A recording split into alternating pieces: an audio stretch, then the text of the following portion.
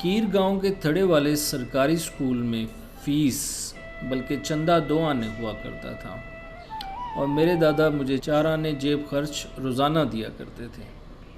मैंने इस 4 आने से कितनी अमारत देखी, इसके स्कूल गोइंग सोच भी नहीं सकते।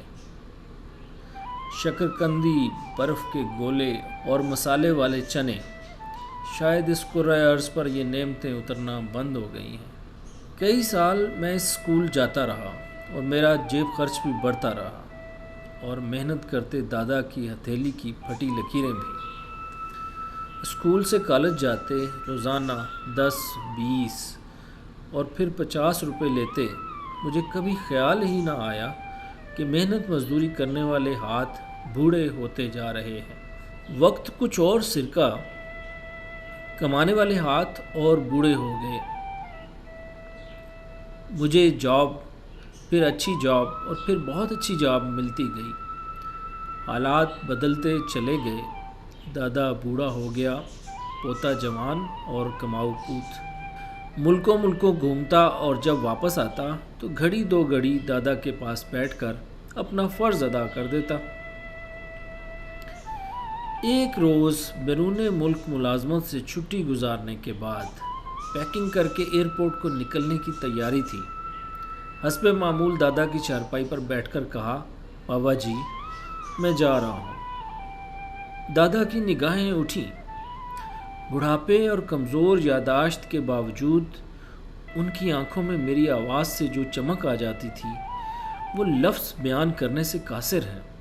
शायद कभी आपने किसी भटके हुए जहाज़ के मल्लाह की खुश्क आंखों में साहिल की उम्मीद जागती देखी हो।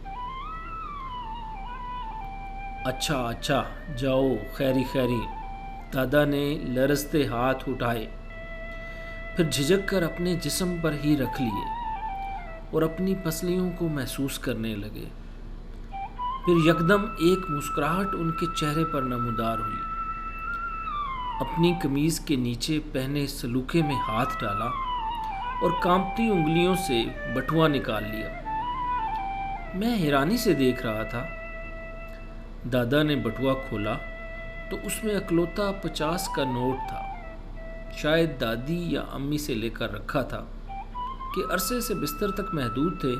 फिर मेरी हैरत ने देखा कि उन्होंने अपना अकलौता 50 का नोट निकाला और मेरे हाथों में दे दिया और फिर वही अल्फाज दोहराए जो बचपन में स्कूल कॉलेज जाते हुए हमेशा वो पैसे मेरे हाथ में थमाते हुए दोहराते थे कि जाओ, इन पैसों की कोई चीज़ खा लेना। मेरा जिस्म तो वहाँ से उठ आया कि जाना तो था, मगर मेरी रूह वहीं पत्थर की हो गई। सारी ज़िंदगी मेरी हथेली पर जेब खर्च रखने वाले के लिए आज भी मैं वही छोटा सा बच्चा था जिसने बस्ता लेकर स्कूल जाना है। मैंने हलक में लगे फंदे के साथ भीगती आंखों को छुपाया और इस नोट को अपने बटुए की सबसे अंदरूनी तह में रख लिया, जो अगले कई साल मेरी जेब भरी रखता था। लाहौर एयरपोर्ट से जहाज़ उड़ा तो कैंट में रहने वाला मेरा दादा ऐन मेरे जहाज़ के नीचे कहीं लेटा खांस रहा था और फ़ज़ा में मैं हलक में फंसे आंसुओं को निगलने की नाकाम कोशिश में था और सोच रहा था कि क्या पालनहार देने वाला रब भी बाप और दादा की शक्ल का ही होता है, जो हमेशा आपको देना चाहता है, मांगता कुछ भी नहीं। जिंदगी की ऐसी छोटी छोटी खुशियों और दुखों की बातें सुनने के लिए मेरा चैनल को सब्सक्राइब कर लीजिए, ताकि हम मज़ीद ऐसी कई दिलचस्प और सबक आमोज़ बातें आपसे शेयर कर सकें। शुक्रिया।